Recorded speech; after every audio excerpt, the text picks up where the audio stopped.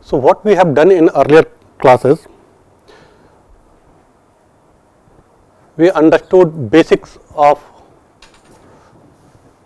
design of the battery pack, fundamentals of battery pack design. In that, first we understood that what are the discipline we should follow to do a proper design of a battery pack. What we found that if we go through properly in the 4 aspects or 4 discipline, and what are those? Electrical design, then mechanical design, then thermal design, and then BMS and embedded system. So what we have done till now, we have gone through the electrical design. In the electrical design, various aspects: current, voltage, capacity, then current path, voltage drop. Then we have come down to mechanical part. In that we understood various aspects of loading of the battery pack, how should we design the base plates, side plates, tie rods, and external casing. Then we have also gone through what would be impact of vibration, and then we have concluded that particular section. Today we will start thermal design of a battery pack. Bits and pieces we have been discussing thermal aspect from the electrical design of battery pack itself. Here we will go slightly in depth. The many unanswered question what we didn't do, what we didn't explain it properly at that place, we will try to explain it here. We will also try to understand what would be the proper way to select a thermal management system. Before selecting, to find out the requirements, what is required for a thermal management system, and then a design of thermal management system. We will also look upon some of the studies what we have done here, which would help you to take a comparative study or a benchmarking study for your work whenever you wanted to do. So let us move ahead. Thermal design of the battery pack, that is section 3, and then we will have a BMS and embedded system in the next class. So when we say thermal design of the battery pack, what happens? So let us take 2 examples here. We have a pack A and we wanted to see the behavior of that pack A. The pack A is working at 50 degree centigrade and it gives me 800 cycles, and then pack capacity comes down to 40%. After 800 cycles, the pack capacity comes down to 40%, or you, in other way, when I am saying 40%, that means the overall capacity also I can say has reduced by 40%. As soon as you increase the working temperature of the pack, that means now pack is being utilized at 55 degree centigrade. The number of cycle has come down to 500 cycles. Also my pack capacity has come down to 30%. Here in the first case my pack capacity has come down to 40%. Initially we had 100%, then it has come down to 40%.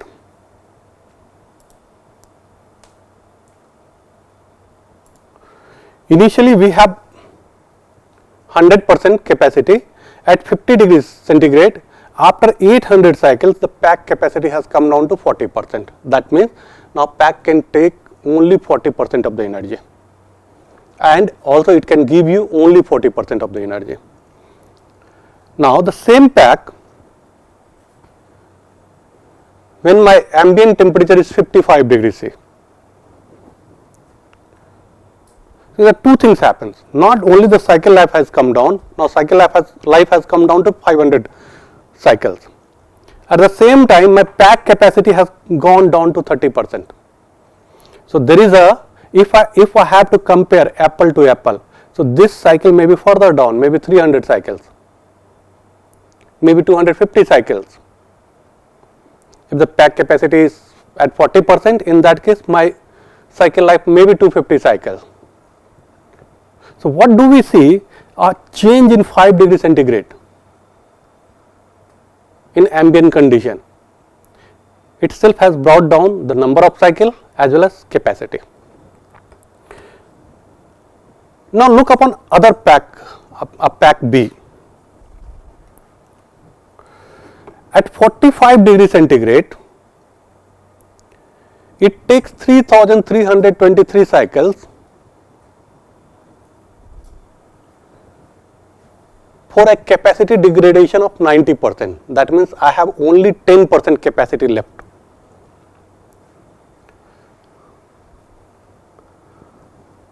At 45 ambient, a pack B, other pack, goes to 10% of the capacity, that means 90% capacity degradation. The total number of cycle is 3323. Now, the same pack when operated at 60 degree ambient gives me only 1037 cycles, more than 3 times or less than 3 times cycles by just change in 15 degree of ambient temperature, and the capacity is 10%. So, here I am doing apple to apple comparison, I am only showing you the effect of temperature here. In the first case, for 800 cycles 40% capacity, for 500 cycles 30% capacity, however, the temperature is 50 to 55 degrees centigrade. In the second case, 45 degrees centigrade at 45 degree ambient condition, my cycle life is 3323. The pack capacity, the remaining pack capacity is only 10%. At the same pack at 60 degree centigrade is giving me 1037 cycles only. So, a change in 15 degree cycle, 15 degree ambient condition has brought down the number of cycles by 1/3 or less than 1/3, keeping the same capacity. However, in EV application, as soon as my pack capacities go below 70% or 75% or 80%, depend upon OEM to OEM, we say now this pack is no more usable for EV application. It does not mean that it has gone completely bad. For EV application, it is no more usable. However, we can use it for some other thing, like for energy storage, like for UPS system, second life of the battery, for stationary application, or in the low end EV application itself. Like if we are using it for cars, we may be able to use it for two-wheeler, low speed two-wheelers.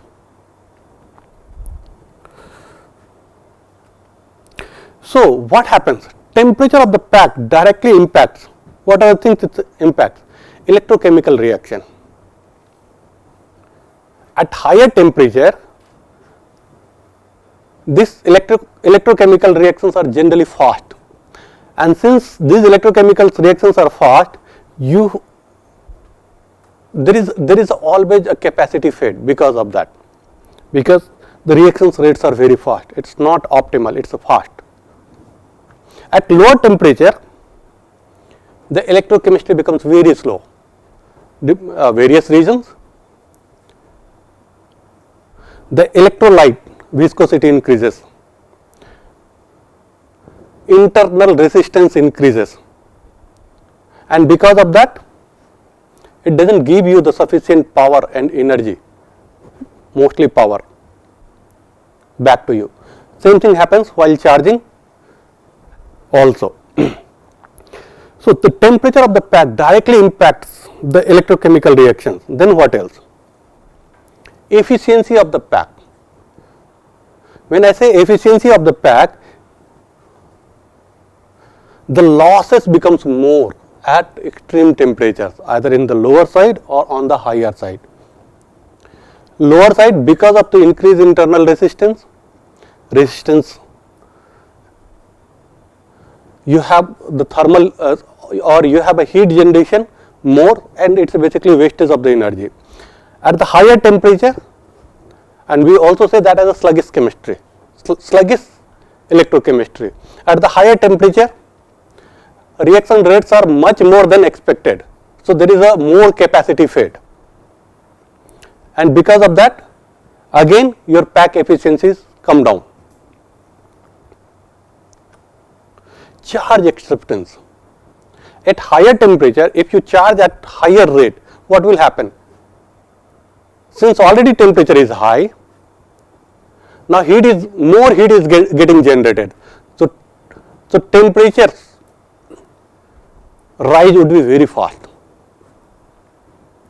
and that we will not be able to control, and because of that it is possible to have a thermal accident.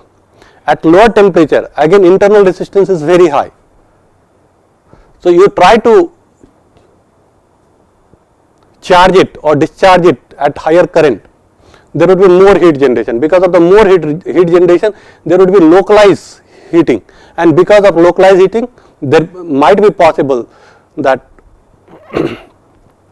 the separators, which is generally made of polymers or electrolyte, get decomposed, separator get melted out, and because of that, again there might be a thermal accident. Power and energy availability, same concept. At higher temperature, you still have power available, but you cannot take out because it will give you the steep rise in temperature. At lower temperature or negative temperature or towards zero temperature, again the same phenomenon will happen. So you cannot say that power and energy availability is 100% at higher temperature as well as lower temperature. Safety and reliability, both side, on extreme side, on higher side, and that as well as lower side. Things are beyond your control. You cannot control the things. At higher temperature, if heat further penetrates or further heat gets generated, that would make the cells unstable. At the lower temperature, there could be a local heating if you are trying to take the more current, and that is what is power and energy availability. And it has a higher internal resistance by virtue of its components or its constituents.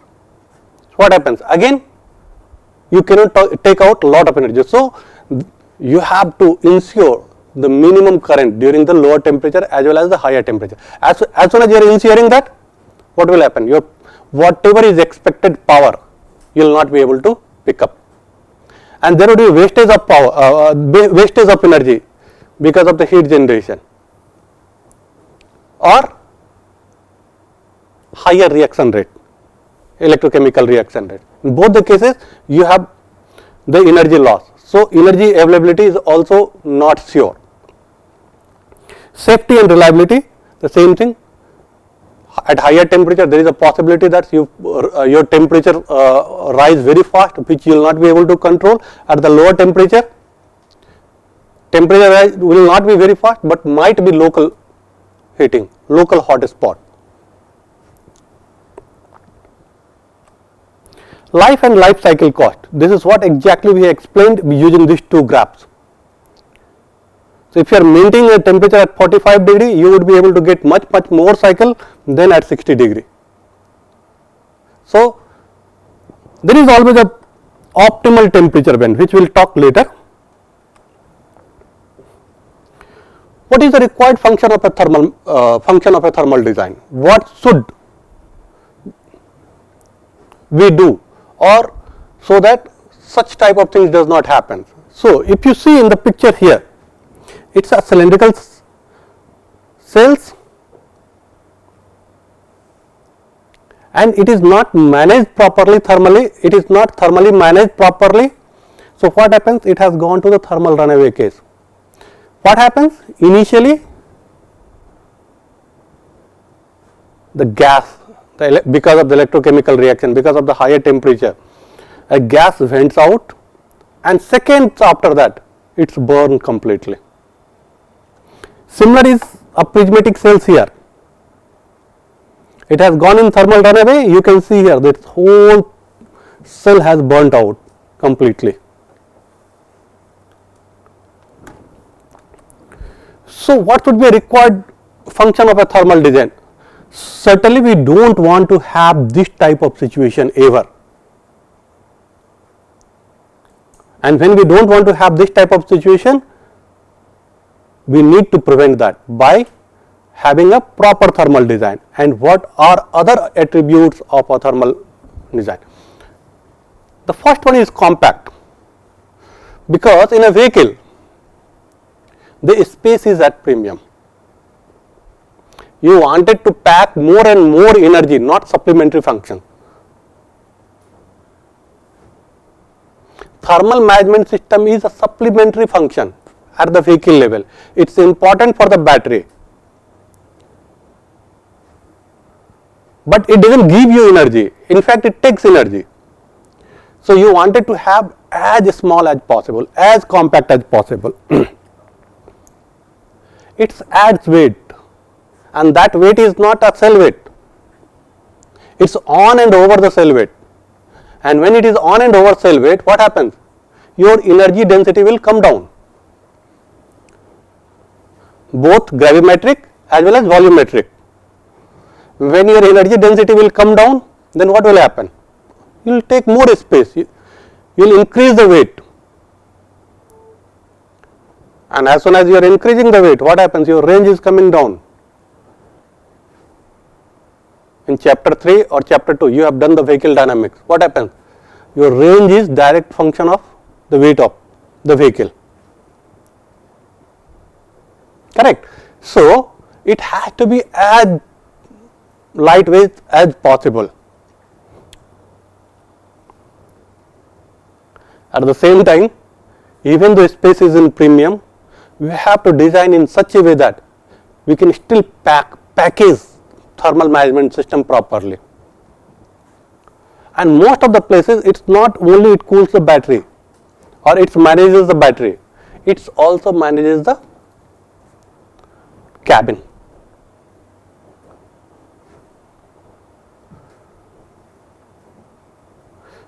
So it should be easily packageable within the volume of the vehicle. Reliable. If it does not function properly through its whole life, what will happen? We can have the situation like this. If my cell is robust, if my battery pack is robust, and the thermal management system is not robust, one by one everything else will start failing. So the thermal management system has to be reliable. And when I say reliable, it's not only its performance, reliability, it should also work well during the on the Indian road, during the various ambient conditions, because ambient is not fixed. In Chennai, we have temperature something between 25 to 45. In Delhi, we have a temperature between something 2 degree to 50 degree. In Rajasthan, most of the time we have a temperature 45 plus, goes up to 55. In Leh and Ladakh, most of the time temperature would be minus 20 to 15 degree. So, and you cannot design the multiple thermal system which can cater at those places. You will have a unique design which will work from this end to that end, from negative end to positive end, minus 20 degree to 55 degree, or in some cases, some extreme cases, even minus 40 to 55 degree or 60 degree. it should be easily serviceable. Even a highly reliable pack may go with some problem, and whenever that problem comes, we should be able to service it easily, because if your service is not easy, what will happen? It's added cost, it's added man cost, it's added material cost, and you already have a huge upfront cost because of the cell. Rest of the places you wanted to reduce as much as possible. So in design itself, we need to look upon the pack is easily serviceable.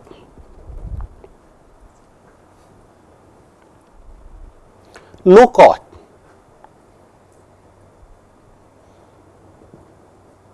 There are thermal management systems available which can work anywhere, anything, but then the cost is so high I cannot adopt. So my design should take care with the extreme range, I should still have the minimum cost. Low parasitic power. From where thermal management system draws its power? It's from the battery, and the energy is at premium. If I don't manage the energy consumption by thermal management system properly, what will happen? I have to increase the energy of the pack, and as soon as we are increasing the energy of the pack, what happens? You are increasing the cost, you are increasing the weight. That might not be packageable within the given volume of the vehicle, packaging space in a vehicle. So the losses in the thermal management system should be the minimum. In other words, the efficiency of the thermal management system should be maximum. Optimum temperature range. When I wanted to run in the Leh and Ladakh, I will try to run on the lower range side. When I wanted to run on Rajasthan, Jaisalmer or Delhi in the summer, I wanted to run on a higher temperature band. So that my losses because of the ambient condition, my energy losses because of the ambient condition should be minimum. Within the pack, there should not be much differential temperature gradient, because even if I am managing out of 100 cells, I am managing 99 cells at the optimum range, and one cell is deviating a lot, the pack capacity, the pack availability, the pack power depends upon that one cell, which has the minimum capacity. So if I maintain the temperature variation within the limit, and that generally acceptable limit is 2 to 3 degree, in extreme cases 5 degree, my differential degradation will reduce. So that means all the cells will work at the similar level throughout the life of the battery pack. What is the battery pack temperature consideration? We were just talking extreme condition at higher side and lower side. Battery cells works well, or I can say great, between 15 degrees C to 35 degrees centigrade. Here we have optimal impedance, we have an optimal reaction rate, the power and energy availability is optimal in this temperature range. Life cycle is also optimal in this temperature, 15 to 35 degrees centigrade. So I always want to run the thermal management system or a pack which can maintain the temperature between 15 to 35 degrees C. If not, at least close to that. Why I say if not? Because there are passive thermal management system which does not draw the battery pack, but you don't have too much control over that one. So at high temperature, the primary considerations are life, safety, such that thermal runaway or any thermal accident should not happen, and non-uniform aging effect. If the temperature differential between the cells within the packs are too much beyond your limit of whatever you have said 2 to 5 degree, then there would be a differential aging, and that weakest cell ensures what is the pack power and pack energy availability. So, you do not want a particular cell to become weakest. So, all the cells should be in the similar health level. In that case, cooling is required in hot environments, moderate to large current demand. Whenever you are taking moderate to large current, what happens? Heat generation is high. Joules heating we have studied during the electrical design, I square R is very high.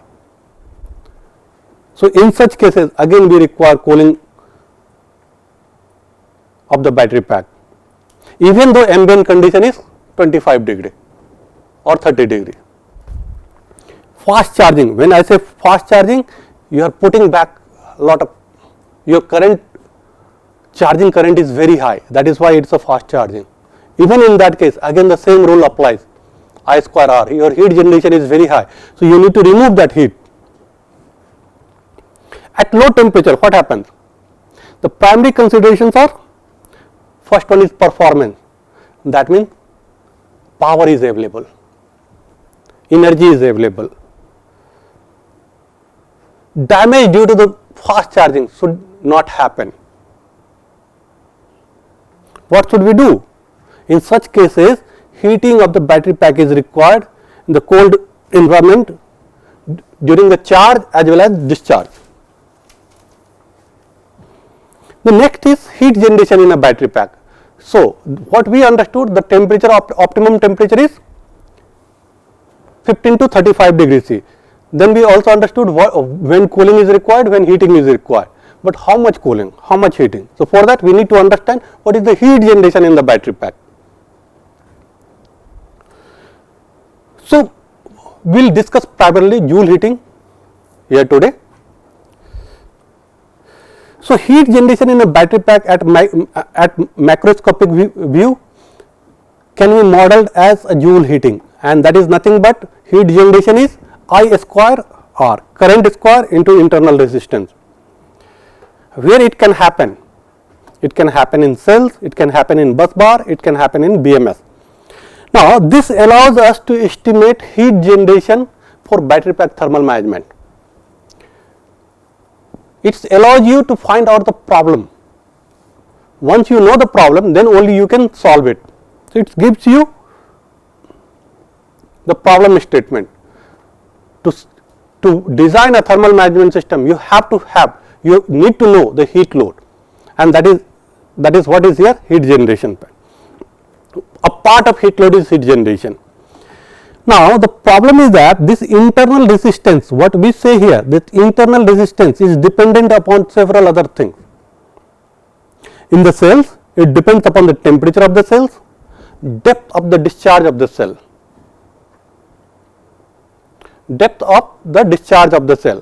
and open circuit voltage. There might be some other parameters, but that is not so significant, but these three parameters are very significant. In the bus bar, temperature, in the BMS again temperature. So, when I say heat generation in last slide, so now I am saying that as a heat load. Let us assume there is no environmental impact on the battery pack because of the temperature difference and other thing. So, in that case, what would be the heat load of the battery pack? So, what we have done earlier is 2P16S pack in the electrical design as well as the mechanical design of the battery pack. Use the same pack, same cells. One new terminology got added here, internal impedance or internal resistance as 10 milliohm, and the module is discharged from 100% to 20% SOC at the rate of 1C. When I say 1C and the 2P is the configuration, what would be the current? 28 ampere, but for one cell it would be 14 ampere only. If two cells are parallel, then it is 28 ampere. If I am considering one cell, then it is 14 ampere only. Now what it is saying, calculate the heat generated and energy expelled by the module and compare energy lost as a heat to the total module energy in discharge duration. Now what we have? We have, it is a mistake here, it is a 14 ampere here. Current at the rate of 1 C is a 14 ampere here in every cell.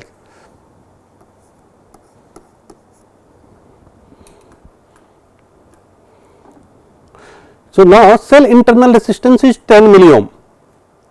So what is the heat generation in per cell?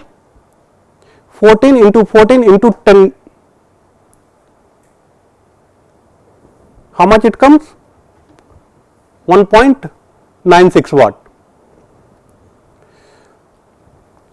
Now how many cells we have total? Total we have 32 numbers of cells. So total heat generation of the pack is 62.72 watt. So energy lost by the pack as a heat, that is what we have to find out. For 100% to 20% SOC, the time taken is 2880 seconds. Now heat energy lost is 5.64 kilojoule. You multiply 62.72 watt by 2880 seconds and that would come on 5.64 kilojoule. Heat lost by the pack is 180, sorry, this is at 1 C, what we have said is 1 C. This is for each cell, 5.64 kilojoule is for one cell. Now heat lost by the pack, total pack, that means 32 cells together, multiply this with 32 cells. So that becomes 180.63 kilojoule. So now what is the total pack energy? Total pack energy from 100% to 20% SOC, we have 4000, consider a linear relationship here. So that is the 4709 kilojoule approximately, and in that we have a heat loss of 180.63 kilojoule and that comes to 4.1%. So approximately 5%. So 5% energy is lost only because of the heat generated. Now it is not only the 5%, now you need energy from the pack to remove it. So it could land up somewhere 6%, 7%. So 6 to 7% of the energy of the pack which could have been used for extending the range is lost because of the cell and subsequent thermal management of the pack. So what we see, around 4.1% of the pack capacity is rejected as a waste heat. It is not useful, you cannot use it for anything. When your SOC is 100, when you bring down the SOC from 100% to 20% at 1 C rate, what are the things we have to do? When I say 1 C rate, it was 14 ampere. If I reduce the C rate, let us suppose 0.5 C, what would be the current? 7 ampere. And if the 7 ampere current is there, then my heat energy lost would be 1 by 4 times. That means this 4.1% will come down somewhere 1%. Another way, if I select a cell where internal resistance is very low, let us suppose 1 milliohm, again my heat generated in the pack would be much lower. So the combination of this both together, we try to reduce the wastage of the energy in the form of waste heat. Any question till now?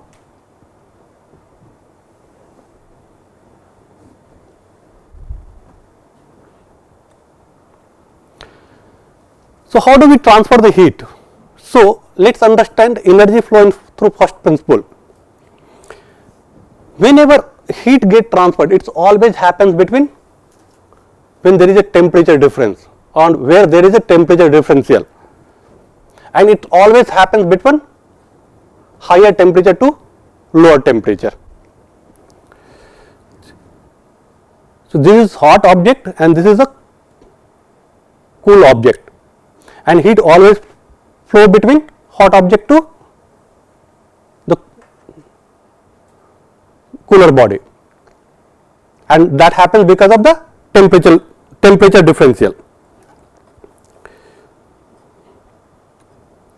There are different modes of heat transfer: conduction,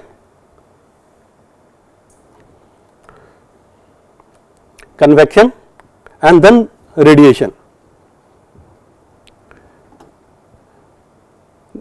The heat transfer Q is Ka delta T, where K is the thermal conductivity, A is the surface area, L is the length, and T2 minus T1 is delta T, temperature differential. In the convection, Q is HA delta T, and in the radiation is Q sigma A epsilon T to the power 4 minus T1 to the power 4. And these all things can be converted into thermal circuit analogy as electrical circuit analogy, where heat flow Q is delta T by RT conduction T1 T2, current flow I is B1 minus B2 by RE, where B1 B2 RE.